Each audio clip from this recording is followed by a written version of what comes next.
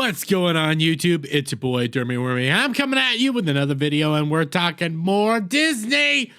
Gotta love it, don't you? Not really, but actually I kind of like this one.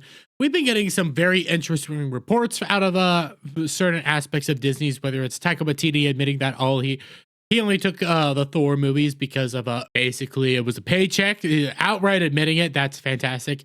We're watching the Marvels fail. We got the Wish failing. I just said as the Wish. God, how old am I? I'm only 26, but yes, we got Wish failing. One of the big, I believe it's 100-year celebration for Disney and everything like that. You know, this was their big animated movie that came out during Thanksgiving weekend, and it was a major flop, outright disaster of an opening over a 5-day weekend. Outright failure. Just dead on arrival. That's how funny this is.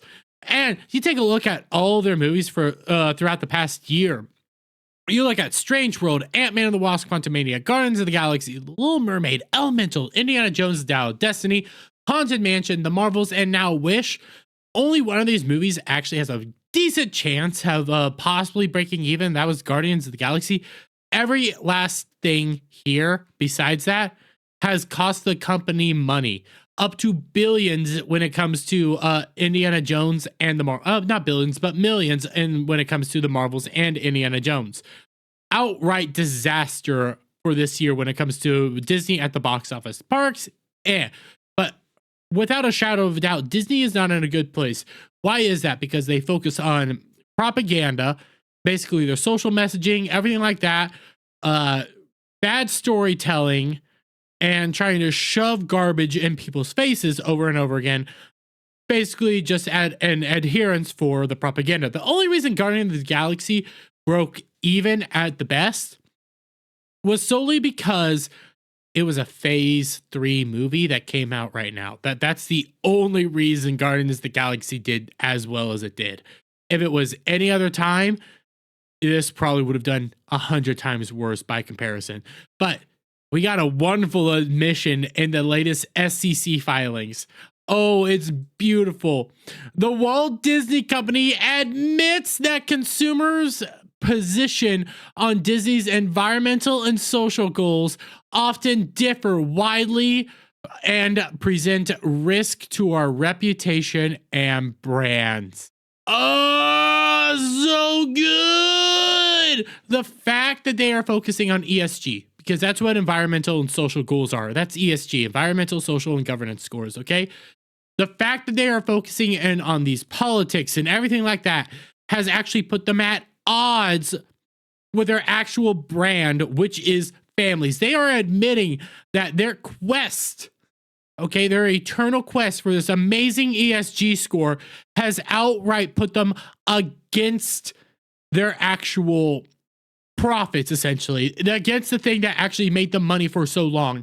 Yeah, it looks like for the most part their parks are doing decently, but everything else that they require to make money on has failed for this eternal push for a not just an audience that doesn't exist, but money that has outright failed companies. ESG is a scam among scams. Only reason it exists is to try to get companies to actively force social change within the culture. That's the only reason it exists. You think any of these companies actually care about LGBTQ rights or Black Lives Matter or anything like that? No, they're just corporate greed slogans, essentially. They don't give a crap about literally anything that they push. Why else do you think they shrink down a Finn when it comes to the Chinese release, or put a mask on top of a T'Challa from a Black Panther? Why do you think they have his mask on for the Chinese release? Well, because China is not so fond of certain individuals. Why do you think they cut out LGBT stuff when it comes to putting out videos over in a freaking what is it, the Middle East and stuff like that, areas where LGBT stuff isn't so widely accepted?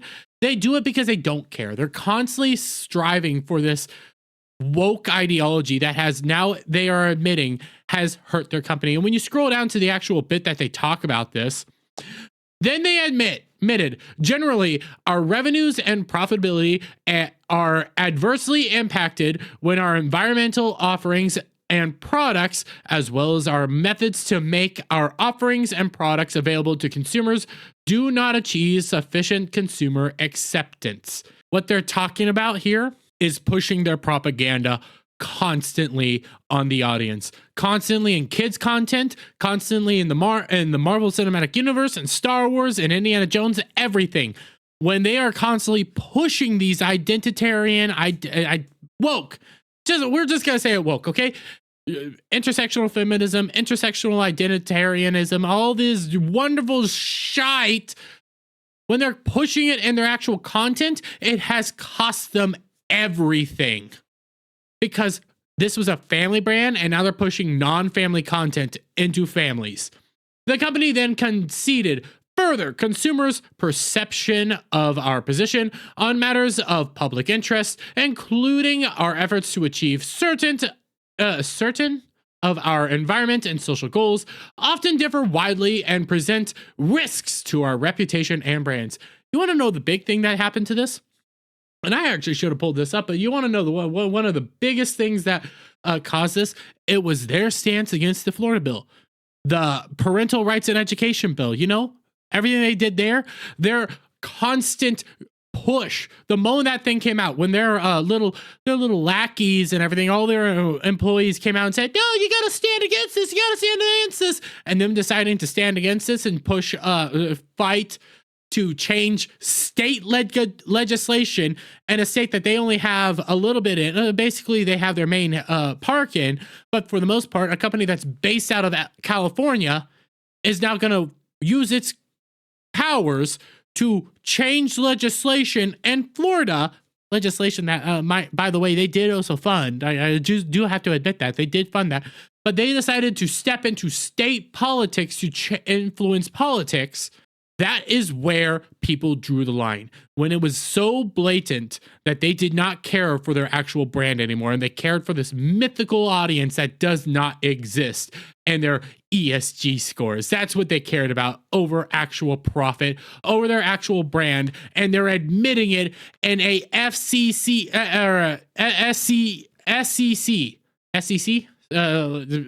A government filing, okay, a tax filing, things that are public record. They are outright admitting that they have gone against their actual customer base, and that's why they are losing money.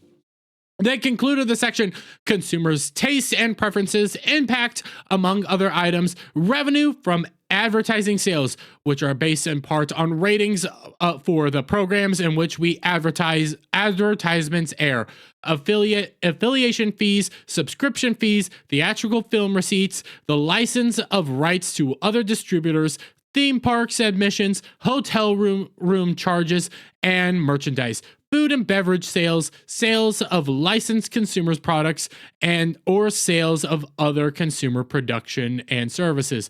For the most part, they're just admitting that, hey, because we have gone against our brand, we are down across the board, and this has actually impacted every little aspect of us. We do know that legitimately the park attendance has been down. Not as down as it has in the past, but it has been down. Okay, they're still doing relatively well over the past few years. But everything else has been impacted by it and has been affected by it.